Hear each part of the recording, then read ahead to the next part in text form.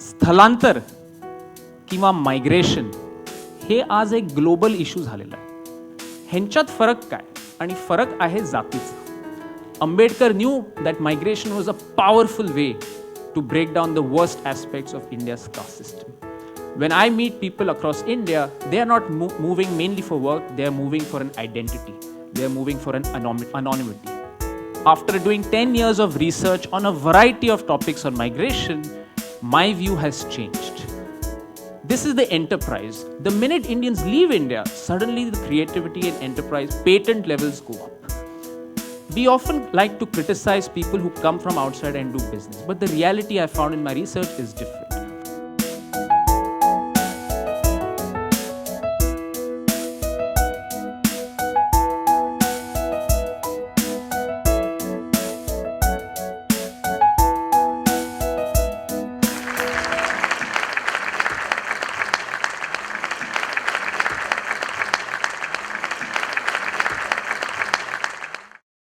आम्ही जगातले एकमेव तुंबे आहोत.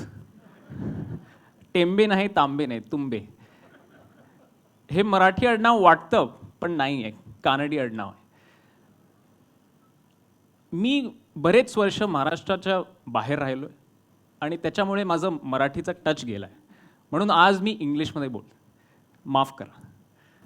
स्थलांतर किंवा मायग्रेशन हे आज एक ग्लोबल इश्यू झालेला आहे. अमेरिकेत, युरोपमध्ये, भारतात सुद्धा मायग्रेशनवर भरपूर चर्चा होती आहे. And there are lot of misconceptions. लोक म्हणतात की गरिबीमुळे लोक स्थलांतर करतात, पण भारतात सर्वात गरीब प्रदेश बिहार आणि सर्वात श्रीमंत प्रदेश Kerala, India's richest state and poorest state, have the same rates of out migration. म्हणजे हे काय गॅरंटी नाही आहे. Bihar will take 20-30 years to reach Kerala state today. पण ते मायग्रेशन कमी होणार ह्याची काही गॅरंटी नाही. लोक हेही म्हणतात की मायग्रेशन, स्थलांतर ही एक समस्या आहे. मी जेव्हा विद्यार्थी होता, आमच्या एक्झाम क्वेश्चनमध्ये एक प्रश्न याचा, state the problems associated with migration. असं नाही की ॲडव्हान्टेजेस अँड डिसएडव्हान्टेज, प्रॉब्लेम्स. आणि 10 वर्षानंतर, after doing 10 years of research on a variety of topics on migration, my view has changed. And that is what I'm going to tell you today.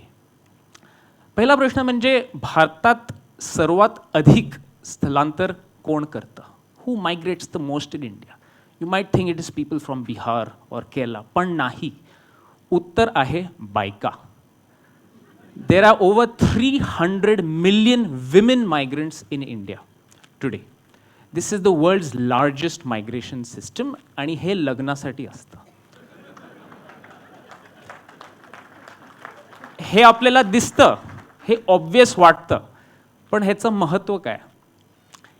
Every time a woman moves from a village to another village or a city, she creates a circle.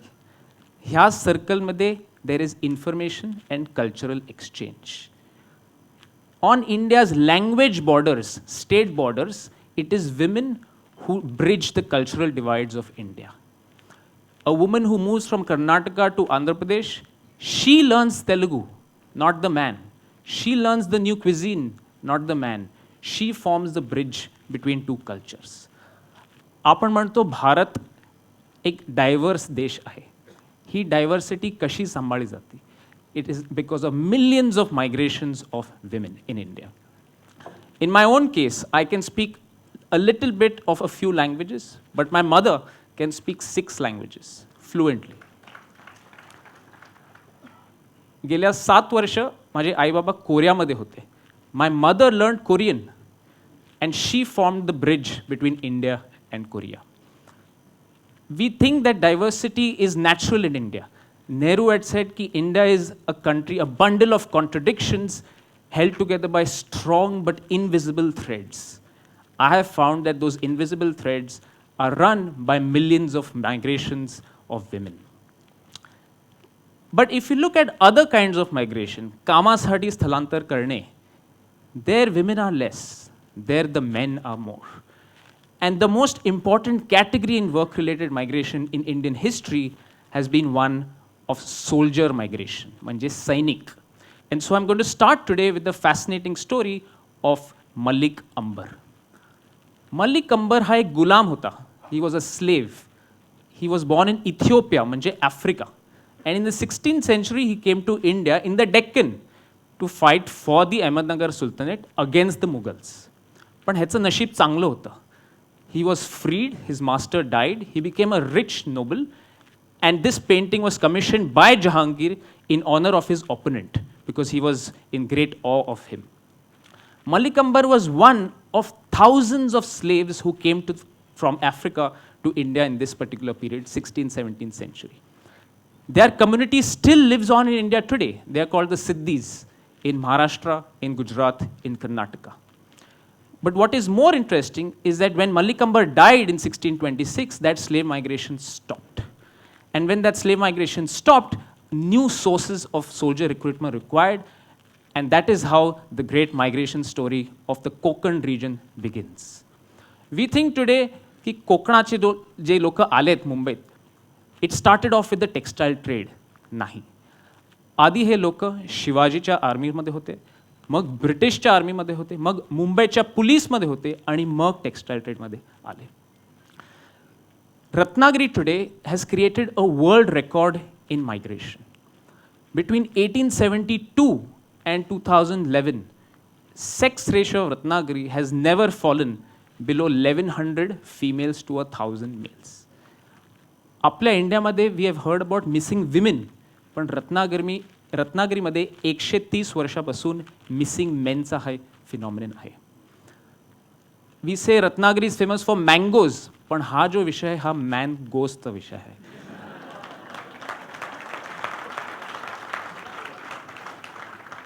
How has this happened? How has Ratnagiri supported a world's largest migration system for 130 years? It happens because the man goes to the city, sends back money, the wife, children are back home, and eventually he retires back. Why can't he settle down in the city? Because there are strong cultural norms as to why the woman cannot go. Why cannot the man settle down in the city? Because Bombay, for example, is very expensive. कोकणात म्हण आहे, ज्याची खोली त्याची Mumbai. If you can live in Mumbai, you can settle. But if you don't have the money, you have to go back. People think a lot of people from Konkan region has settled down in Pune, in Mumbai, and that is true. But most people who have gone out from Konkan region have actually gone back. This migration wave has led to remarkable things. Over 10% of Bharat Ratna awardees come from the Konkan region. Indian Army, the words Maratha and Mahar even today are infantry regiment names. If you look at Ratnagiri as one district of India, there are many districts with the same pattern of the man going, spending entire life outside and coming back. And it often starts with military migration like Malik Ambar. Saran district is a district in Bihar. From the 15th century, they have been supplying people, first in the armies of the Sher Shah Suri, then the Mughals, then the British army. Robert Clive's army was staffed by Bhojpuri-speaking workers from Saran district in Bihar. And after that, in the 19th century, just like Ratnagiri got Mumbai and textiles, Saran got Calcutta and jute factories. Today also, the workers from Saran go to jute and work there, but don't settle, they come back. Ganjam is a district in Orissa. In Ganjam, there have been cyclones, not military history, but cyclones. It has created a cyclone psychology because every 5 or 10 years, they know that their livelihoods will be destroyed. 100 years back, they used to go to Burma. आज ते गुजरातला जातात. If you might hear this famous song, मेरे पिया गए Rangoon, क्या है वहाँ से टेलीफोन, तुम्हारी याद सताती है. This comes from this mass migration wave 100 years back. The last district I'll talk about is Udupi in the south. Udupi is a district which has sent so many people outside that people think it is taken for guaranteed. You see South Indian Udupi restaurants everywhere. But like the Ratnagiri person, most people from Udupi go back. This is, for example, a family from Ratnagiri, from our research in the Konkan region. Most people in this photograph, the photograph was taken in Mumbai.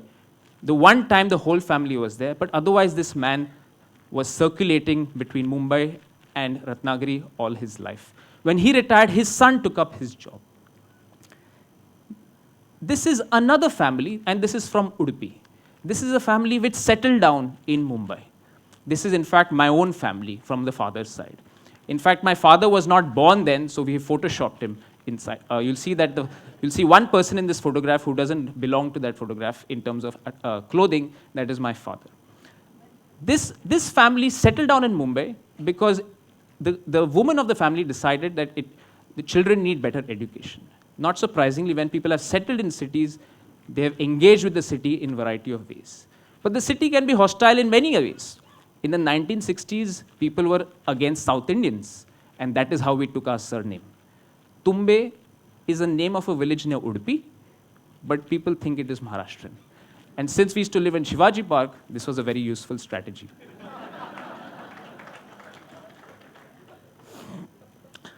Migration has happened a lot within India. I call it the Great Indian Migration Wave, and I call it the world's largest and longest voluntary migration systems in global history. Much more than the migration of China, much more than the migration of Europe or USA. I told you about 4 districts, Ratnagiri, Saran, Ganjam, Udupi, and 4 corners of India, but I, in my research, have found more than 150 districts of India with this tremendous migration history. This migration is not confined to India, and this is a picture of the first people who reached Mauritius. These were people from Bihar, from UP, and when slavery was abolished in 1830s, people started going out to work on British sugar plantations around the world. This was called indentured migration. Between 1830 and 1920, about 30 million Indians were taken out of India. A lot of them came back also. The biggest streams were to Burma, Malaysia, Sri Lanka, but then you also have South Africa, East Africa, and South America. If you see cricket teams around the world today, you will see some Indian ethnicity out there. They trace their ancestry usually to these migration waves. This diversity, what it has done is that Indian diversity has now been projected outside India. So if you go to Mauritius, most of the people there claim ancestry to India. Bhojpuri is still a language spoken in Mauritius. But after 1960, something different happened. We have Kerala and the Gulf countries, we have Punjab and Canada, and we have engineers and doctors and USA and America. This migration wave is very new.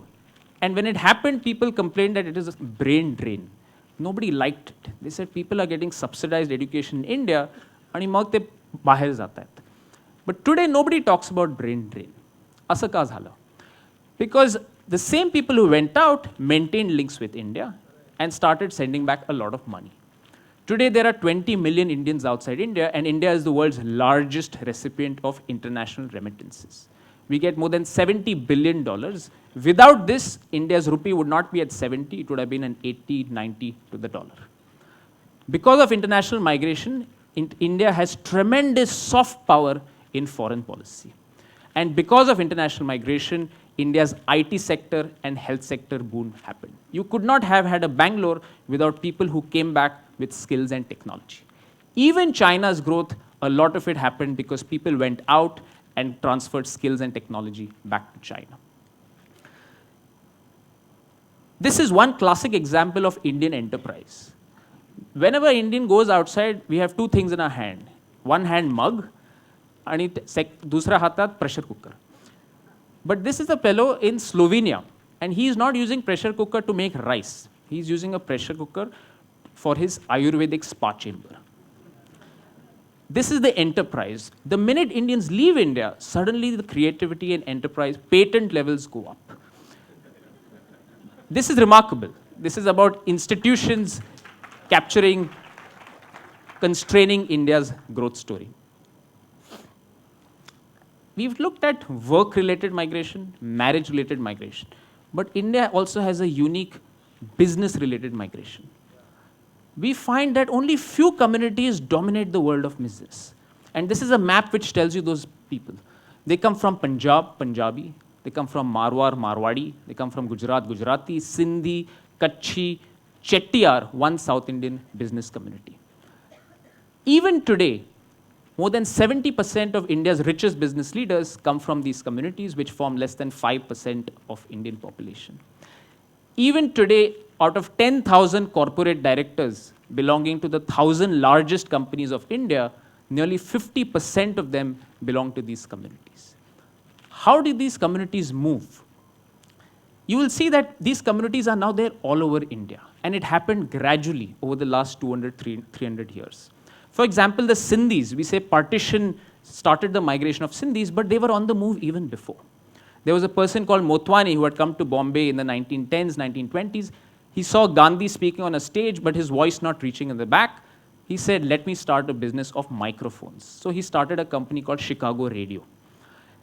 As it turns out, Chicago Radio was a company importing mics, and Gandhi's entire speeches on Swadeshi happened through imported mics. But the most fascinating community for Maharashtrians is the Marwadis, and usually on negative terms. In fact, in 1844, there was a newspaper article in 1844 saying that beware of the Marwadi. Marwadi pasun dur rahawa. Chor asto. 100 years later, the newspaper's ownership became Marwadi. Right? We often like to criticize people who come from outside and do business, but the reality I found in my research is different. Wherever these communities have gone, they have usually spurred development by providing credit and trade. In fact, regions where they had gone and where they left, those economies collapsed. Like in Calcutta, when the Marwadis left in large numbers, the economy of Calcutta weakened.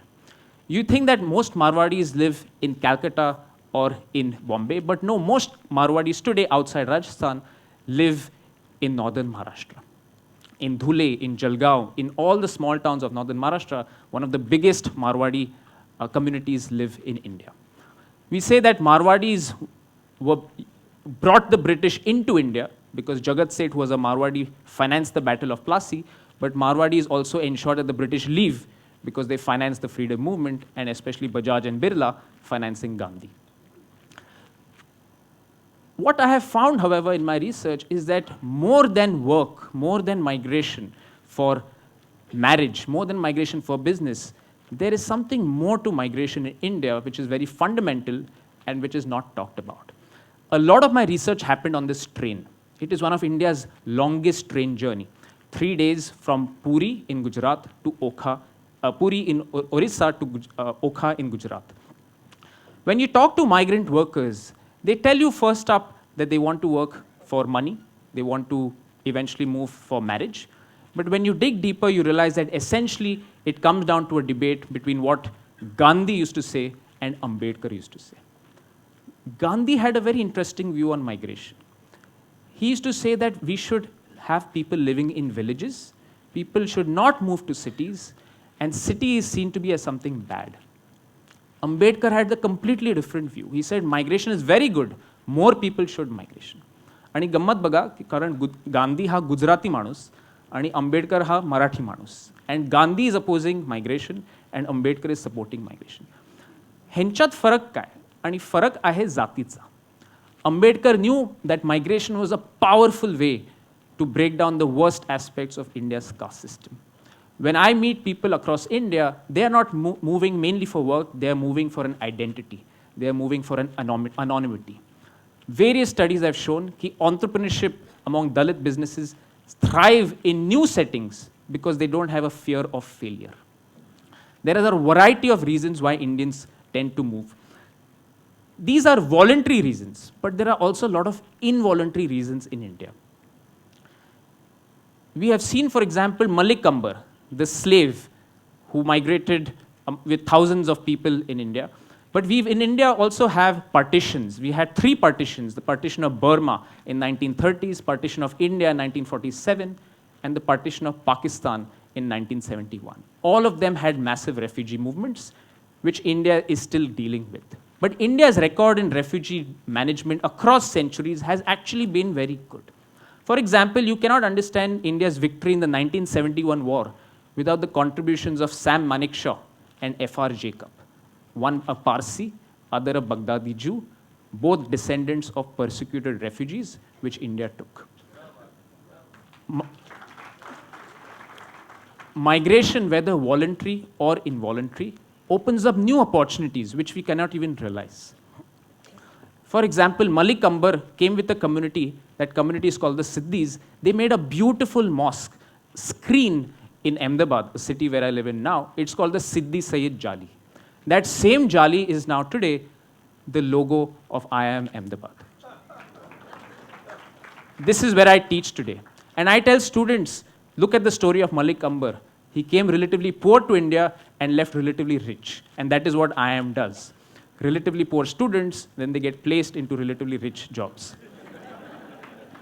But students have in turn told me, ki, no, there's a difference.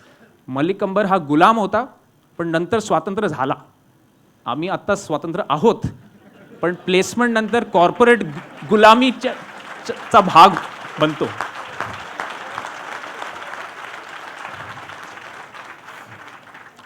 लोकांना वाटतं की स्थलांतर ही एक समस्या आहे, पण तसं नाही आहे.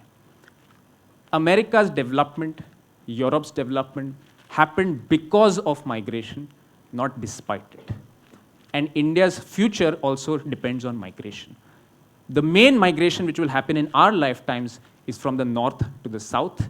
There is also climate change related migration which is increasing. And broadly, our policy should be to tolerate peaceful migrants. Policy should be to protect indigenous areas whose culture might be overwhelmed with migrants. And a policy should be broadly in line with India's famous philosophy of Vasudhaiva Kutumbakam. Dhanyavad.